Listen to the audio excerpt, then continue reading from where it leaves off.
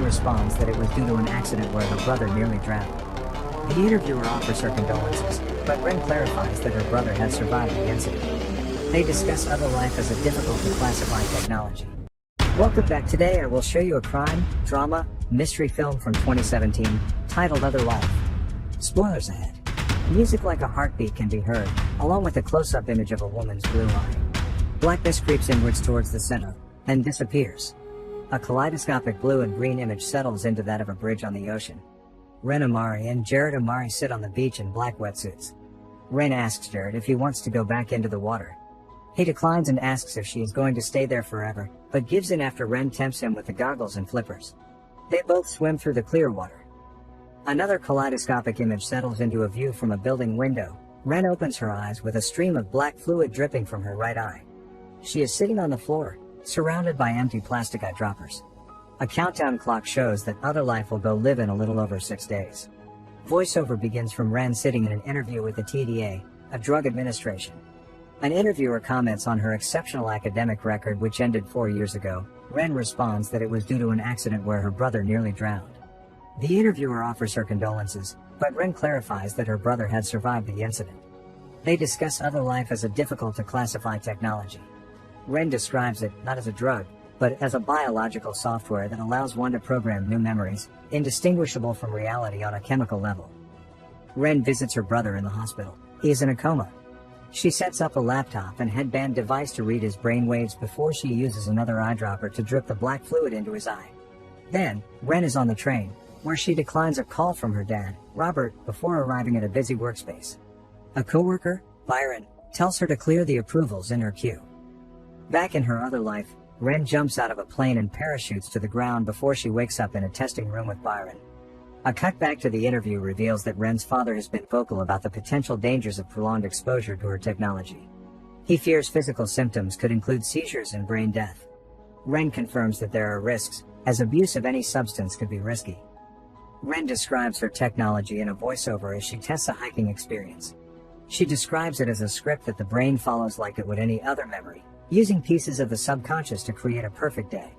But she also says that there is no chance of it lasting any longer than that.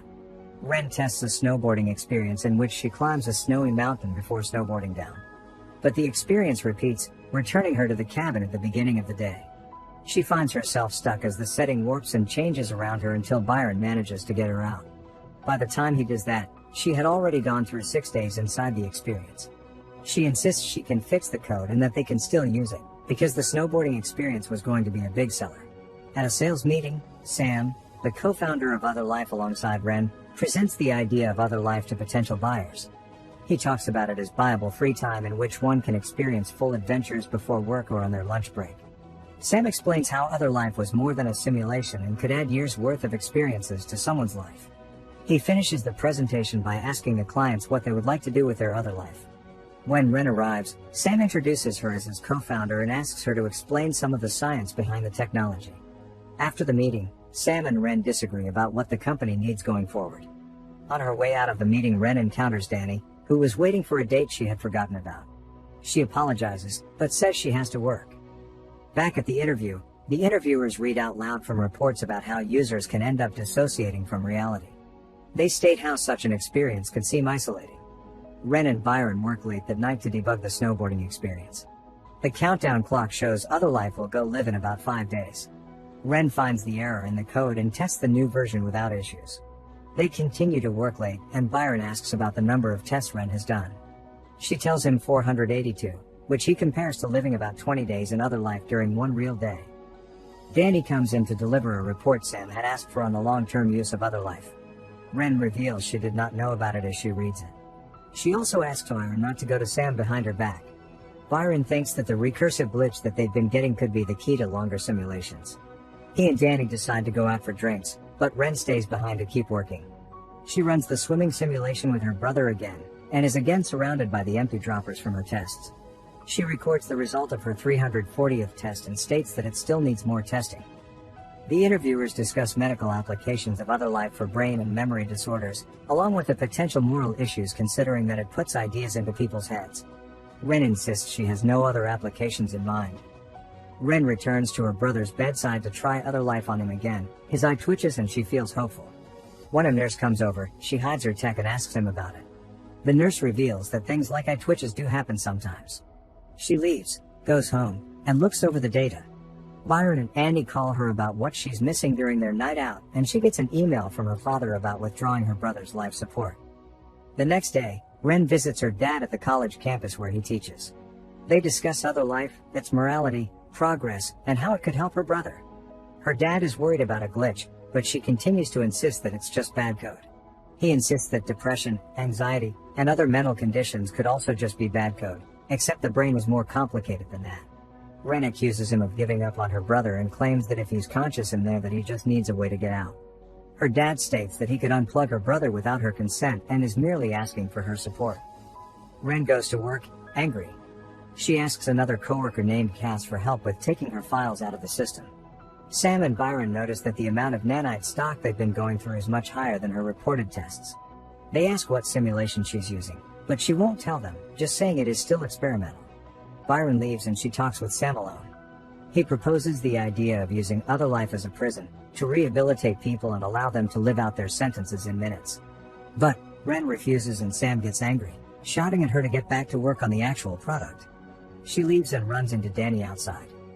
He tries to find out what's wrong, but she doesn't want to talk about it. Afterward, Ren shows Danny the snowboarding experience.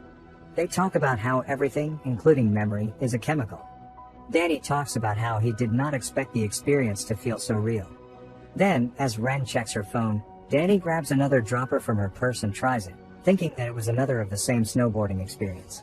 Instead, he gets one of Ren's experimental ones where she swims with her brother. He starts having seizures and won't wake up, so Ren calls an ambulance. The countdown clock is a little under 5 days from release. Ren and Sam talk with legal counsel. She corrects them when they call other life a drug and explains that it is actually a software. Sam decides to talk to Ren alone and questions her about the experience that killed Danny. Every other experience had been tested and approved repeatedly, but only Ren had tested that one. In a cut to the interview, the interviewer asks Ren what her ambition for the technology is, but she doesn't answer. In order to handle the situation without sending Ren to jail, Sam arranges for a deal where rather than having charges pressed against them, Ren would agree to be a trial patient to a 1-year confinement in other life. Sam pressures her to do it, to keep the company alive, but she doesn't want to. She realizes that Sam had still been planning to use the confinement application of the tech behind her back. Sam insists that a minute of her life is better than the alternative, considering she killed someone with an untested sample. She agrees. Ren, Sam, Byron, and several officials go to the testing room. The 365-day trial is much longer than the usual 24-hour simulation, so Ren nervously questions Byron to make sure that everything has been checked over. Once Byron puts her under, she finds herself in a small room where one wall is a screen with the large numbers 001. She can hear the electronic buzzing from the digital number. The room has a sleeping mat, a toilet, a tablet and pen, and a hatch for food, water, and toiletries. She exercises, eats, and keeps notes on her tablet about how to improve the space, only to remember that no one else would be able to read those notes. When the cell resets for the day, the light turns red and the number changes to show 002. She remembers Danny seizing and bangs her head on the wall. Ren hums and reaches her fingers between the grate on the floor to distract herself on the 3rd day. On the 5th day, she remembers swimming with her brother, and she remembers losing him and seeing him wash up on the beach. She promises her brother she won't forget him. She starts taking notes of people who woke from long-term comas and triggered those recoveries as the days go by. She argues with herself about whether or not her brother is truly gone, and whether she can actually return live with programming. Day 365 arrives, and she waits as the lights turn red. But then the room resets to 001. Ren panics and realizes that the exit routine did not work. She shouts and starts breaking things. Eventually, she lays still in the damaged room, but hears wind whistling. She opens the hatch and finds a gap which she pushes at. Through the gap she finds and rips at a plastic sheet and climbs through into a warehouse-like room containing her plastic sheeting-covered cell. She finds stores of the food and water she'd been consuming, a monitor room, and a guard's desk. The guard returns to his desk and sees her, so she grabs the keys and a coat to run from him, stealing a truck to get away. Ren ends up walking along a busy road, finding ads for other life and seeing people everywhere. Ren calls the hospital to ask about her brother and returns to her workplace to find it empty.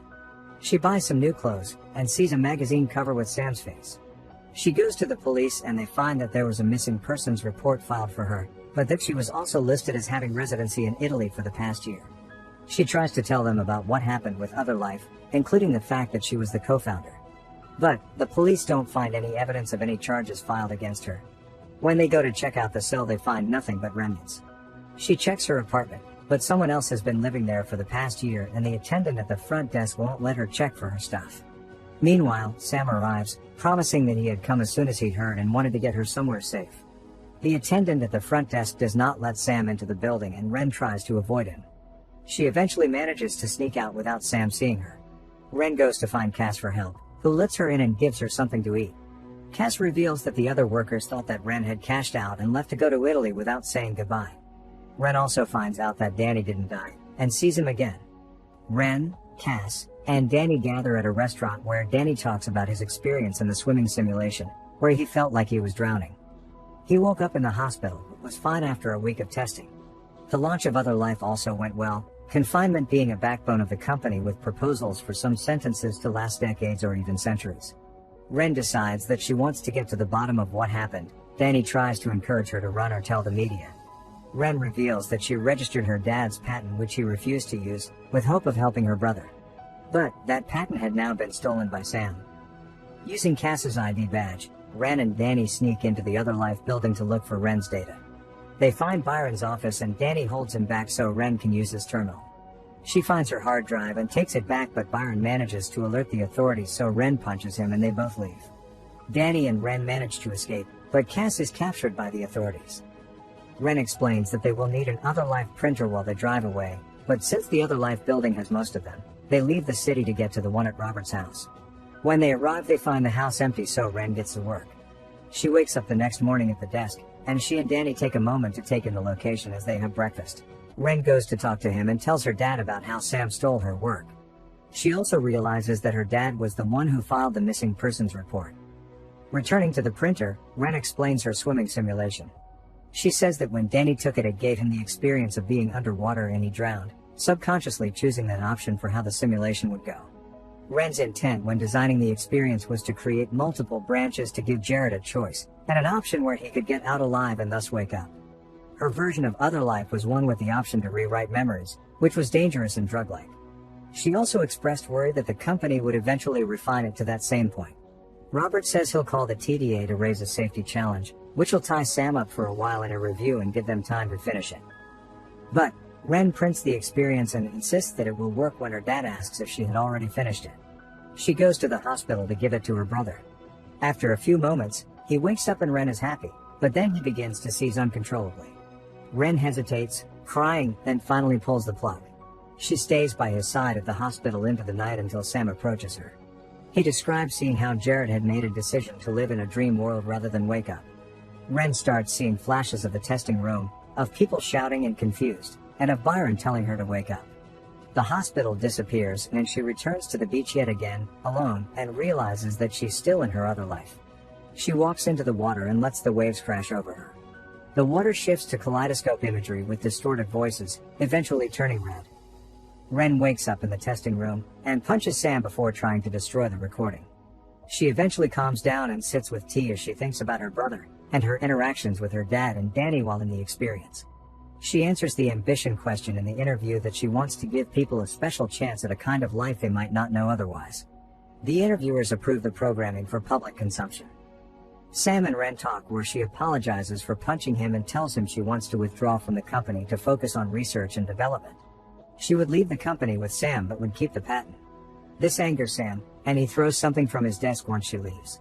Ren attends Danny's funeral where he is cremated and talks to her dad about Sam. She asks him to come with her to the hospital. Before Ren can get to the hospital, she receives a call from Sam. He tells her that she needs to see something in person, so she goes back to the office and is greeted by things being put away. She finds Sam and Byron reviewing her experience. They realize that she had managed to break out of the prison and get excited about it as a potential interactive experience. But Ren refuses to help and tries to leave. Sam convinces her to sit down as he explains why she should help, but then he tries to force her back into the same experience. At first, Byron refuses to help until Sam tells him that the sooner he helps, the sooner Ren can get back to them. So Byron sets up the experience. Ren finds herself back in the prison, where she starts thinking her way through the days and she manages to wake up on her own. When she gets up, she wipes the fluid from her cheek and forces Sam into the same experience. Her and Byron watch as Sam goes through the days until the system crashes and they realize that they will have to wake him up or he could die. But Ren waits to do so until he has gone through all 365 plus 1 days like she had. Sam wakes up, and Ren and Byron leave him to sob in the chair. Later, Ren meets with her father at the hospital and they mourn Jared's death. Ren returns to the bridge at the beach and watches the ocean. Make sure to subscribe and turn on notifications so you can watch more videos like this. Thanks for watching.